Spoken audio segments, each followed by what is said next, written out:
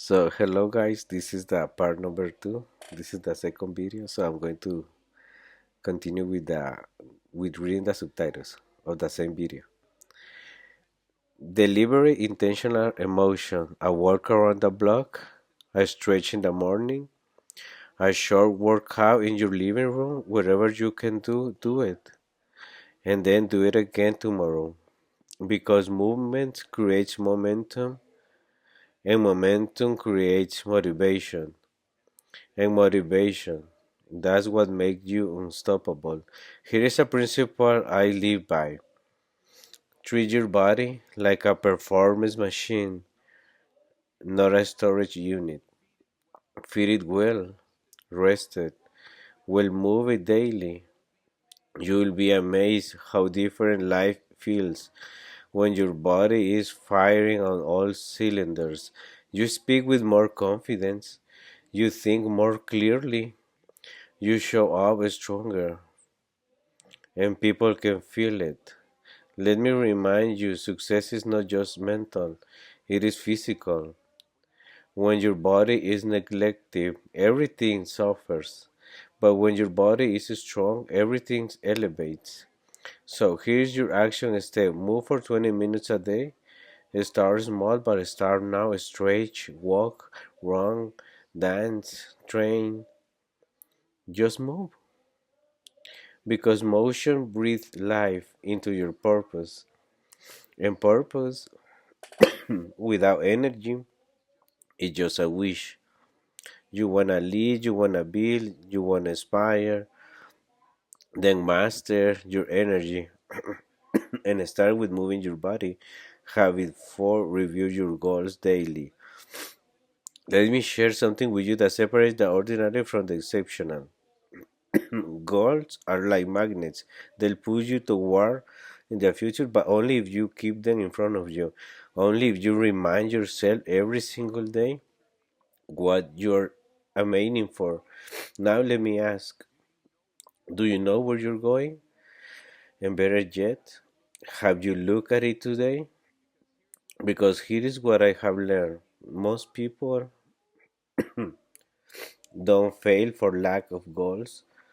They fail because they forget them.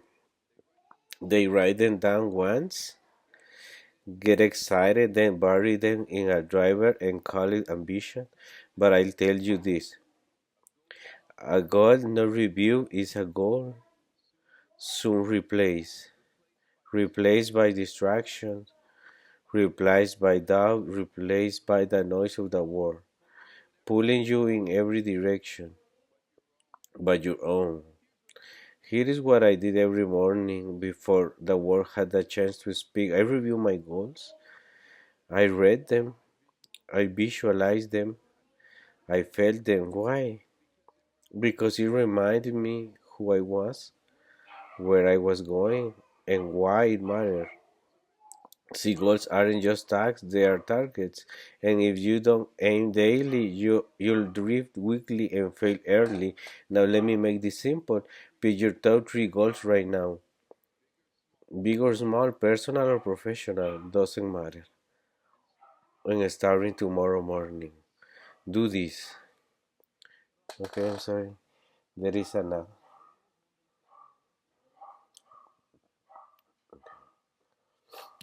Read them out loud. Let them get into your eyes, your ears, your spirits. Speak them until you believe them. Believe them until you pursue them. Pursue them until you achieve them. Section Daily Review brings daily focus, and focus is how you win. You want to change your life? Then look at your goals on New Year's Eve. Look at them every morning like a commander reviewing the missions because that's what you are, the commander of your future. So here's the challenge. Put your goals where you can see them, by your mirror, on your phone, inside your notebook, wherever you need to put them. Put them there and then look at them every day because the more you see them, the more you feel them. And the more you feel them, the more likely you are to make them real. Review your goals daily because the future belongs to those who prepare for it, one day at a time. Habit 5. Practice gratitude intentionally. Let me share something with you that doesn't get talked about enough. Gratitude is not an emotion, it's a practice. You see, it is easy to be thankful once a year, but the real power, the real transformation that comes when you make gratitude a daily discipline, because here's the truth. What you focus on expands. If you focus on your problems, they grow. If you focus on your lack, it multiplies. But if you focus on your blessings, something incredible happens. So does your joy, so does your peace, so does your strength. Now I used to think gratitude was just saying thank you, but it's more than that. It's a way of seeing, it's a lens, it's a habit of the heart. Most people wake up and think about what they don't have, what's missing, what's wrong, and then they wonder why that they feel heavy, why the energy is low, why the fire is gone. Let me tell you, you can build a rich life from a bitter mindset. You have God even when life feels hard, even when the road is long. So here's what I started doing. Every morning, I wrote down three things I was grateful for. Not 10, not 20, just three simple things. A good cup of coffee, a warm bed, the chance to try again. And it changed my spirit, it changed my attitude. And listen, it changed how I treated people because when you feel grateful, you speak differently, you walk differently, you attract better opportunities, you carry a presence that leaves the room. People want to follow someone who's grateful, not someone who's resentful. And here's the best part. You don't have to wait for something big to happen. Gratitude doesn't require more, it requires awareness. Start where you are. Be thankful for what you have got. And that attitude, that energy, it will make you unstoppable. So here's your challenge. Every morning before the day begins, write down the three things you're grateful for and then feel it. Let it soften your heart, let it renew your perspective because gratitude isn't just a good habit, it's a winning habit.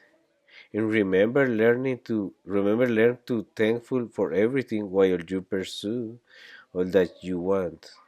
That's how you grow, that's how you lead, that's how you rise. Habit 6.